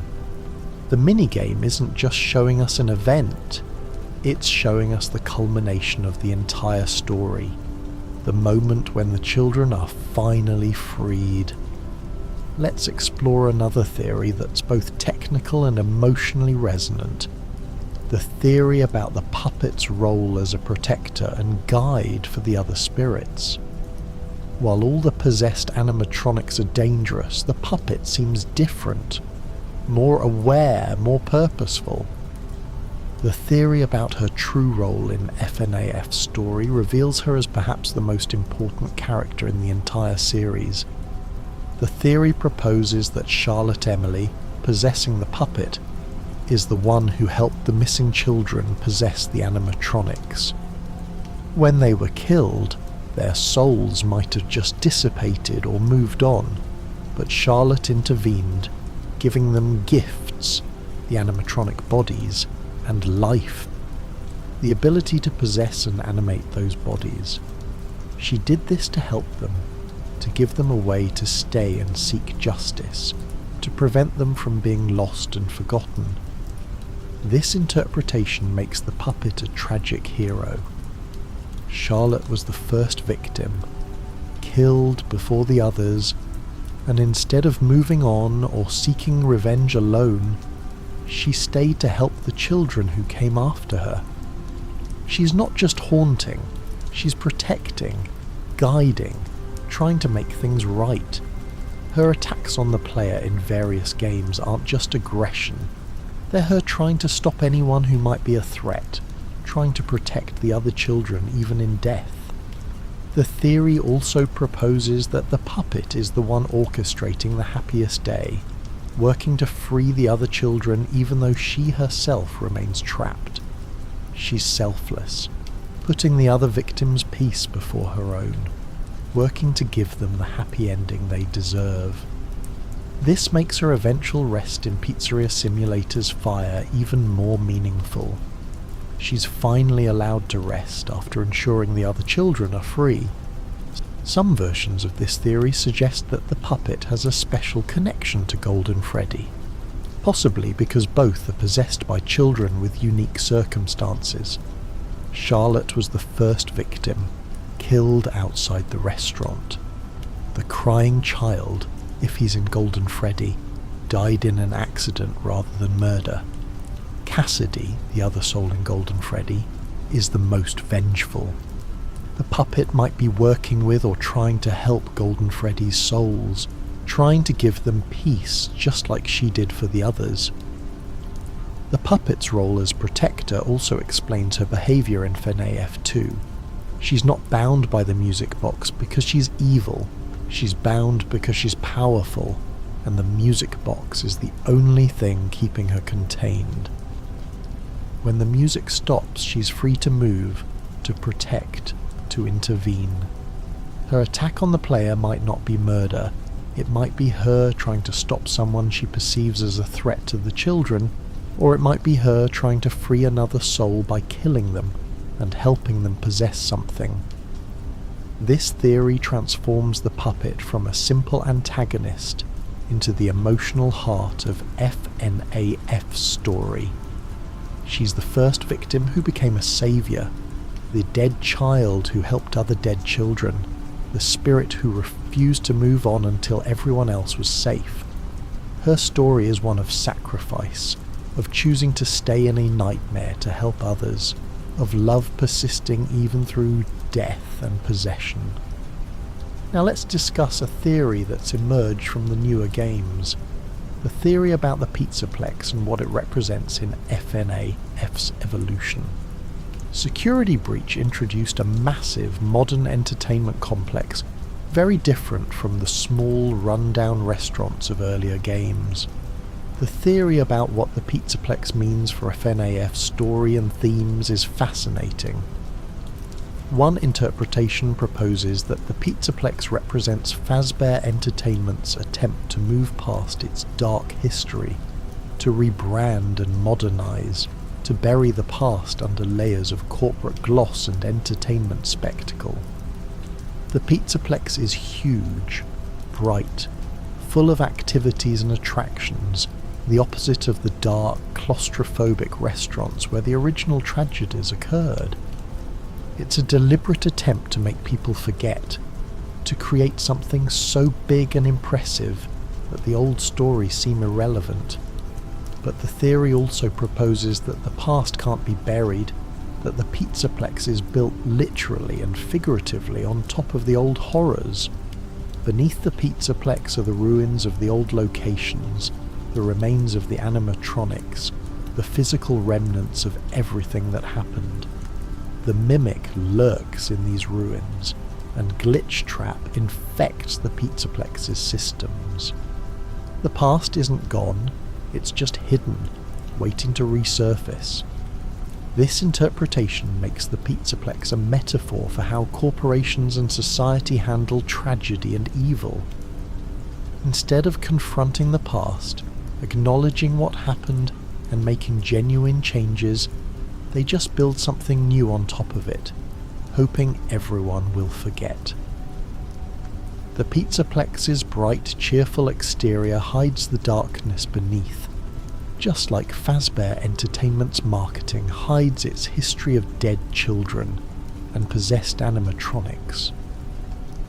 The theory also explores what the Pizzaplex means for the animatronics themselves. The glam rock animatronics are new, modern, not possessed by dead children, initially at least. They represent a fresh start, a new generation of entertainment robots that aren't connected to the tragedies. But they still become dangerous, still become threats, suggesting that the problem isn't just the specific animatronics, but something deeper. The company's negligence, the technology's inherent risks, or the lingering influence of the past. Glamrock Freddy's role as a protector is particularly interesting for this theory. Unlike every other animatronic in the series, Freddy helps Gregory instead of hunting him. He's what the animatronics were supposed to be. Protectors and entertainers for children, not threats. His behaviour suggests that the new generation could be different, could break the cycle, if given the chance. But the Pizzaplex's corruption by Glitchtrap and the Mimic threatens to turn even Freddy into another monster. The Pizzaplex theory also connects to themes about technology and progress. The Pizzaplex is more advanced than the old restaurants, with sophisticated AI, complex systems and modern entertainment technology. But this advancement doesn't make it safer. It just creates new ways for things to go wrong. Glitchtrap can spread through the digital systems. The Mimic can manipulate the AI. The very sophistication that's supposed to make the Pizzaplex better becomes a vulnerability, a way for evil to persist and spread. Let's move on to a theory that's both disturbing and thought-provoking. The theory about what happens to the souls after they're freed. We see the Happiest Day minigame, we see the gravestones in Pizzeria Simulator, and we're told the children find peace. But what does that actually mean? Where do they go? What happens to them after they're no longer possessing animatronics? One version of this theory proposes that the souls move on to a traditional afterlife, whatever that might be in FNaF's universe. They're freed from their possession, released from their torment and allowed to go wherever souls go when they're at peace. The Happiest Day represents this transition. They're given the childhood moment they were denied, the birthday party that was interrupted by death, and then they move on to whatever comes next. Another version suggests that the souls simply cease to exist, that being freed means dissolution rather than continuation. They were trapped by Remnant and Agony, kept in existence by their strong emotions and the metal they were bound to. When that binding is broken, when the Remnant is destroyed and the agony dissipates, the souls don't go anywhere, they just stop being. It's not an afterlife, but an ending, a final rest that's more like sleep than like heaven. A third interpretation proposes that the souls are reincarnated or given new forms. The promise to put you back together might mean giving the crying child a new body, a new life. Gregory being a robot housing the crying child's soul would be an example of this, not moving on to an afterlife, but being given a second chance at life in a new form. This interpretation suggests that FNaF's universe allows for souls to be transferred, reshaped, given new vessels and new opportunities. The theory about the soul's fate matters because it affects how we understand FNaF's ending and its themes. If the souls move on to an afterlife, then FNaF is ultimately hopeful. The children suffered, but they eventually find peace and happiness. If the souls simply cease to exist, then FNaF is more tragic. The children's suffering ends, but they don't get any reward or continuation, just oblivion. If the souls can be reincarnated or transferred, then FNaF is about transformation and second chances. Death isn't final, and souls can find new forms and new lives. The theory also raises questions about what peace means for these souls. Is peace the absence of suffering, or is it something more positive? Do the children need to forgive their killer, or can they find peace while still angry? Does peace require understanding what happened to them, or can they find it through forgetting? These philosophical questions don't have clear answers in the games, leaving room for interpretation and speculation. Some versions of the theory propose that not all the souls find peace at the same time or in the same way. Cassidy, the vengeful spirit in Golden Freddy, might refuse to move on even when the others do, choosing to continue tormenting William Afton in Ultimate Custom Night. The crying child might find peace differently than the missing children because his death was different. Charlotte might be the last to find peace because she stayed to help the others, sacrificing her own rest for theirs. Now let's explore a theory that connects FNaF to real-world inspirations. The theory about the real events and locations that inspired Scott Cawthon's story. While FNaF is fiction, it draws on real fears, real incidents, and real places. And understanding these connections adds depth to how we interpret the games. The most obvious real-world inspiration is Chuck E. Cheese and similar animatronic pizza restaurants that were popular in the 1980s and 1990s. These restaurants featured animatronic bands that performed for children during birthday parties and meals. The animatronics were often uncanny and unsettling, especially when malfunctioning or seen in dim lighting. Scott Cawthon took this real concept, animatronic entertainment for children, and asked, what if these were haunted? What if something terrible happened here? There are also real incidents that might have inspired elements of FNaF's story. There was a shooting at a Chuck E. Cheese in Colorado in 1993, where 4 employees were killed. While this wasn't a child murder case and didn't involve animatronics, it established that these family entertainment venues could be sites of real tragedy. There have also been various incidents of children being injured at entertainment venues, animatronics malfunctioning, and restaurants closing due to safety concerns. The theory proposes that Scott Cawthon took these real elements, animatronic restaurants, real tragedies, real fears about child safety, and combined them with supernatural horror to create FNaF. The games feel real and grounded despite their supernatural elements, because they're based on real places and real fears. Parents really did take their children to restaurants with animatronics. Those animatronics really were unsettling. Tragedies really have occurred at family entertainment venues. Some fans have also pointed to the missing children cases that have occurred throughout history, particularly high-profile cases from the 1980s and 1990s.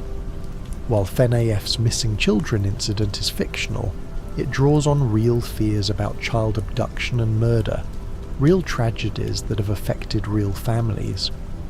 This connection to real horror makes FNaF's fictional horror more impactful. It's not just fantasy, it's tapping into genuine fears and real tragedies. The theory about real-world inspirations also extends to FNaF's aesthetic and setting. The games are set in the 1980s and 1990s, a time before modern security systems, before cell phones, before the technology that might have prevented or documented the tragedies. This setting is deliberate. It's a time when things could happen without being recorded, when security was lax, when a killer could operate without leaving digital traces. The retro setting isn't just nostalgia, it's essential to the horror, creating a world where the terrible events of FNaF could plausibly occur. Understanding FNaF's real-world inspirations doesn't diminish the games, it enhances them. It shows how Scott Cawthon took real elements and transformed them into effective horror, how he tapped into genuine fears and real tragedies to create something that resonates with players.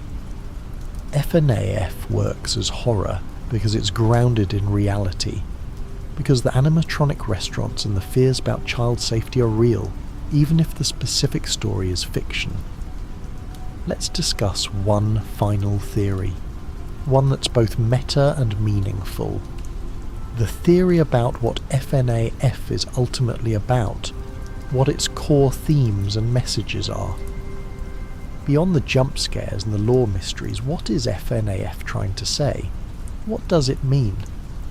One interpretation proposes that FNaF is fundamentally about the consequences of actions, about how evil ripples forward through time and affects everyone it touches.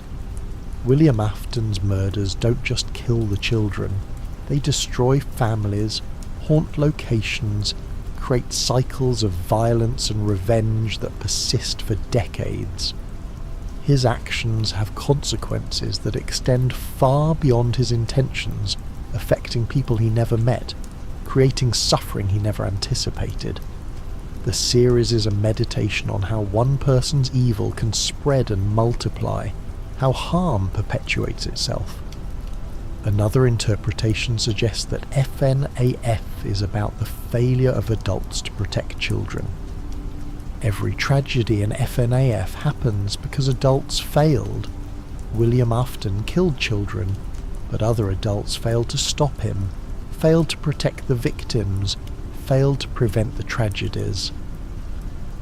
The security guards are ineffective. The company prioritizes profit over safety. Parents trust their children to places that aren't safe. FNaF's horror comes from the betrayal of the fundamental promise that adults will keep children safe. A third interpretation proposes that FNaF is about memory and how we deal with tragedy. The games are full of characters trying to remember, trying to forget, trying to understand what happened. The minigames are memories. The animatronics are trapped in the past. The company tries to bury history and move on. FNaF explores how we remember trauma, how we process tragedy, how we decide what to preserve and what to let go. The children can't find peace until their story is remembered and acknowledged. Some fans interpret FNaF as being about guilt and redemption. Michael Afton's journey is one of atonement.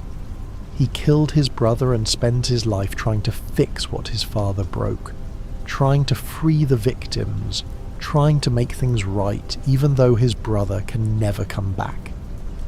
Henry Emily's journey is similar. He failed to protect his daughter and dedicates himself to ending the horror his partnership with Afton created.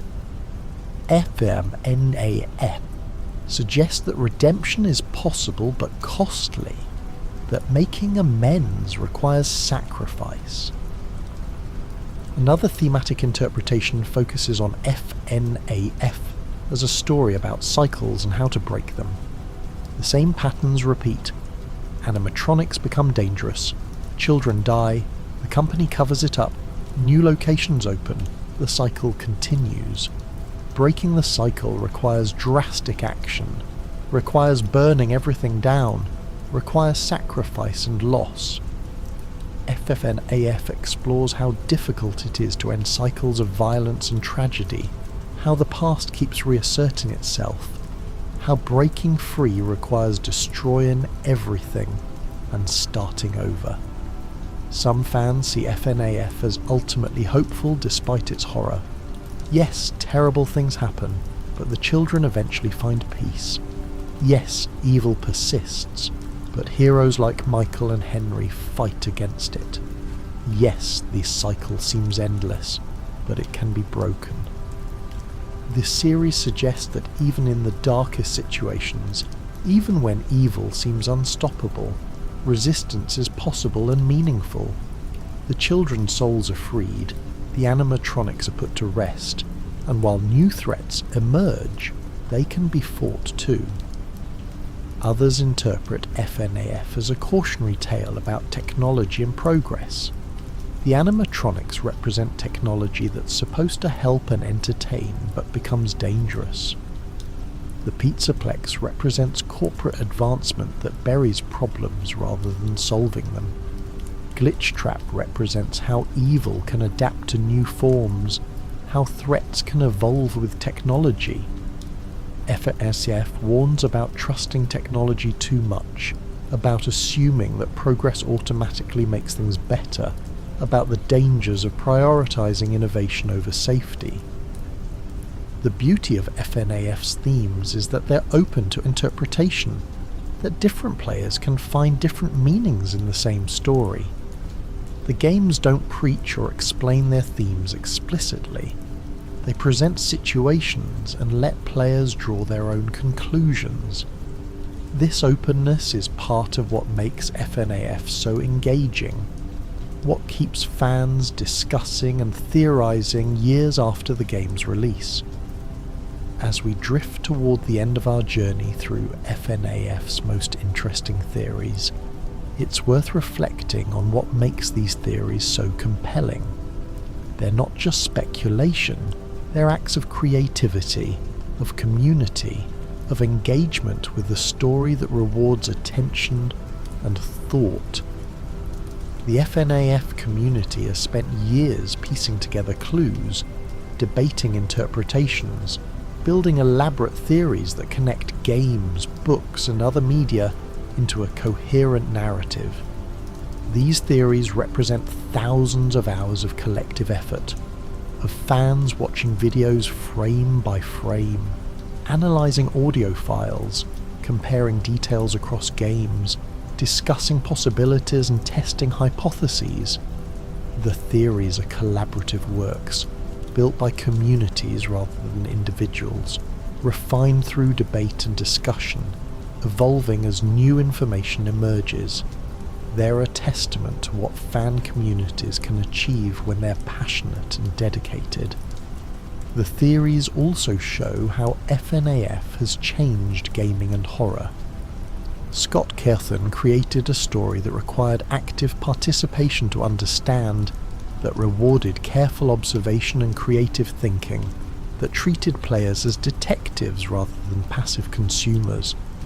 FNaF's success inspired other games to embrace mystery and community-driven storytelling, to hide clues and let players piece together narratives, to trust audiences to do the work of interpretation. Some of these theories have been confirmed, becoming canon and validating the fans who proposed them. Others have been debunked, proven wrong by new information, but they remain interesting as examples of creative thinking and community engagement. Still others remain unresolved, neither confirmed nor denied, existing in a space of possibility where they might be true or might not be. All of them, regardless of their accuracy, are valuable as expressions of engagement with FNaF's story. The theories we've explored tonight about Michael Afton's identity, about the dream theory, about Golden Freddy's possession, about the mimic and Glitchtrap, about the crying child and the missing children, about Remnant and agony, about the puppet's role, about the Afton family's tragedy, about timelines and motivations and meanings.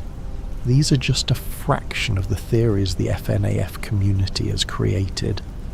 There are hundreds more, ranging from well-evidenced and widely accepted to wild and speculative, all contributing to the rich tapestry of FNaF lore. As you drift off to sleep, think about these theories, about the creativity and dedication they represent, about the community that built them together. Think about the mysteries that remain unsolved, the questions that still need answers, the possibilities that still exist. Think about how a simple horror game about animatronics became a complex narrative that's engaged millions of people, that's inspired countless hours of discussion and analysis, that's created a community united by curiosity and passion. Think about the children at the heart of FNaF's story. Gabriel, Jeremy, Susie, Fritz, Cassidy, Charlotte, the crying child, Elizabeth. All the young lives lost to tragedy and evil. All the souls that found peace after years of suffering.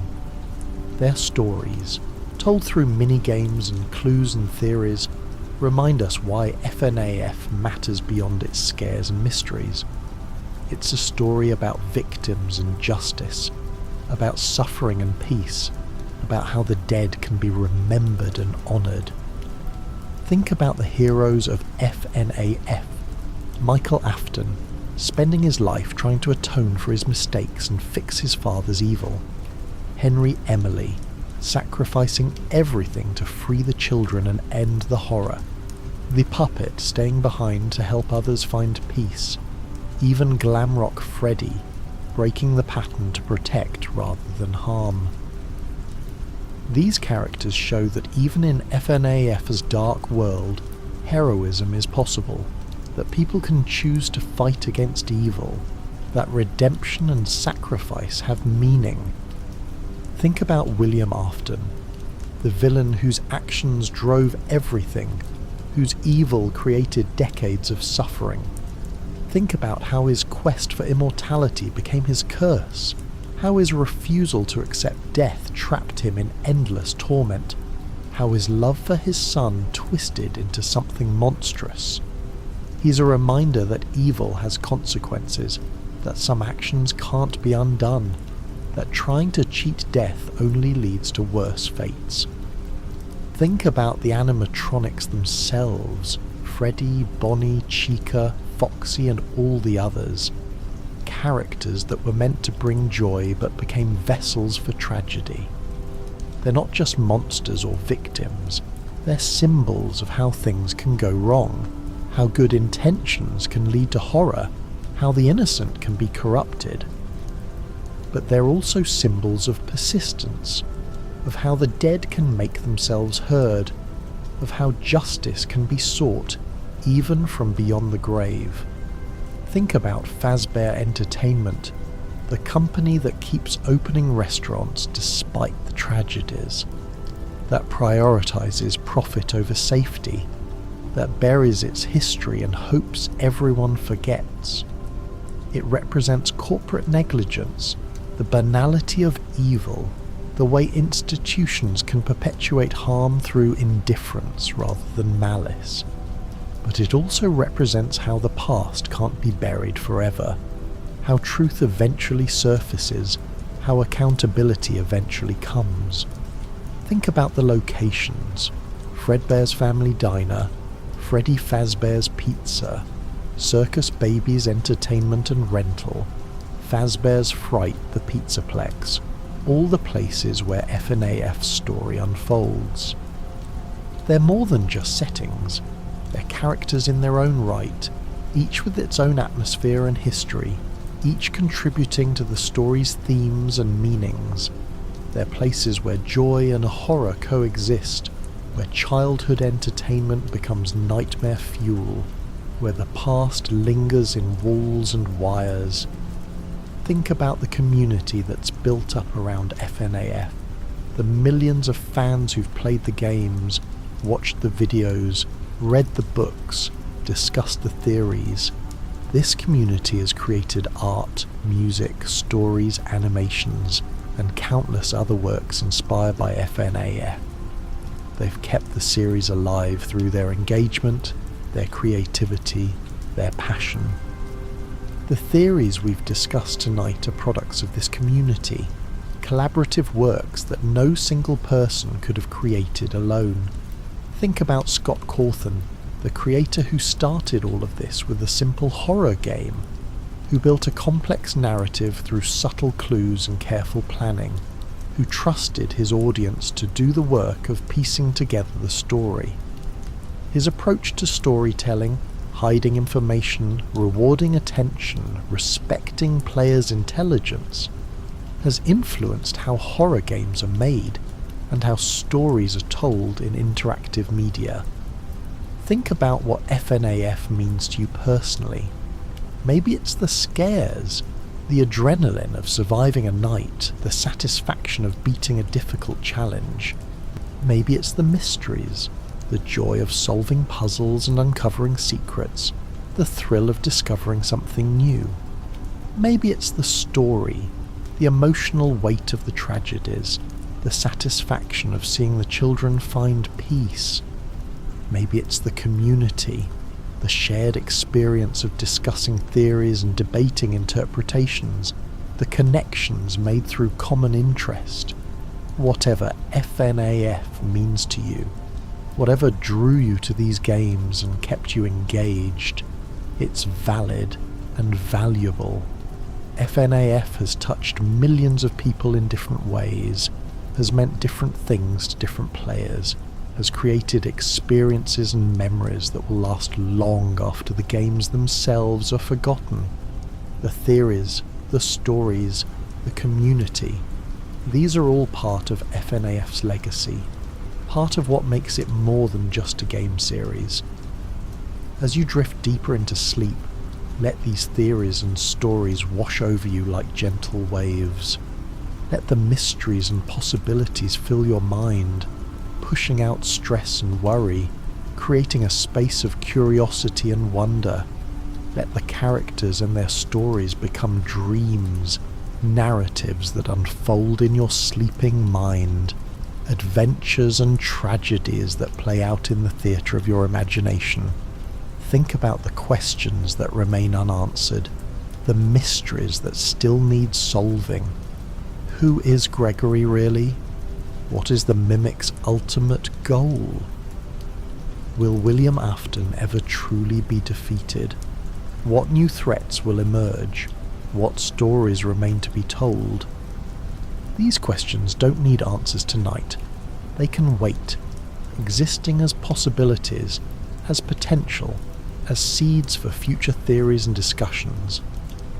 Think about the patterns and themes that run through FNaF, the cycles of violence and redemption, the failures and successes of protection, the persistence of memory and the possibility of peace. These themes resonate because they're universal, because they touch on fundamental human experiences and fears. FNaF's specific story is about animatronics and murdered children, but its themes are about loss, guilt, justice and hope, things everyone can understand and relate to. Think about how FNaF has evolved over the years, from a simple indie horror game to a multimedia franchise with games, books and a movie. Think about how the story has expanded and deepened, how new games have added layers and complexity, how the community has grown and changed. FNaF is not a static thing. It's alive, evolving, continuing to surprise and engage even after all these years. Think about the future of FNaF, the games and stories yet to come. What new mysteries will be introduced? What old questions will be answered?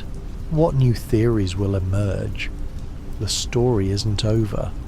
There are more chapters to come, more secrets to uncover, more discussions to have. The theories we've explored tonight are part of an ongoing conversation, a dialogue between creator and community that continues with each new release. And now, surrounded by theories and stories, by mysteries and possibilities, by the rich tapestry of FNaF's narrative and the community that's built around it, you can rest.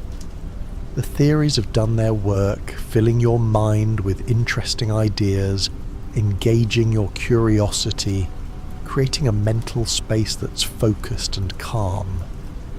The stress of the day has been replaced by the gentle complexity of FNaF's lore, by the soothing rhythm of storytelling, by the comfort of familiar characters and beloved mysteries. Sweet dreams, and may your sleep be filled with theories and possibilities, with stories and characters, with the gentle mysteries of Five Nights at Freddy's. May you dream of animatronics that protect rather than harm, of children finding peace, of mysteries being solved, of justice being served. May you dream of Freddy's nose honking, of the puppet's music box playing, of glam rock Freddy's reassuring voice, of all the elements of FNaF that bring joy alongside the scares. Rest now, knowing that the theories will be here when you wake, that the mysteries will still be waiting, that the community will still be discussing and debating and creating. Rest knowing that FNaF's story continues, that there are always new things to discover, new connections to make, new theories to explore. Rest in the comfort of a story well told, a community well built, a series that has given so much to so many. Good night, and remember, in FNaF nothing is ever quite what it seems. Every detail might be important, and the most interesting theories are the ones we build together. Sleep well, dream deep, and may your theories be ever fascinating.